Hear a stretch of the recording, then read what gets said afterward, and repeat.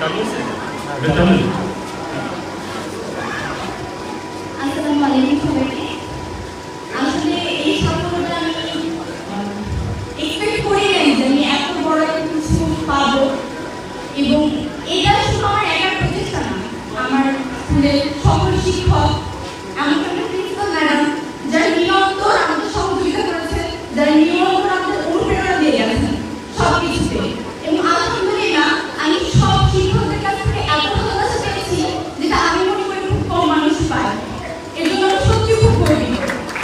নিজের কাছে সত্যি খুব ভালো লাগে এবং আরো অনুপ্রেরণা চাই আমি প্রিন্সিপাল ম্যাডামদের কাছে, আমার সকল শিক্ষকদের কাছে, যাতে আরো বড় কিছু হয়ে এই স্কুল এই দেশের মুখ উজ্জ্বল করতে পারি।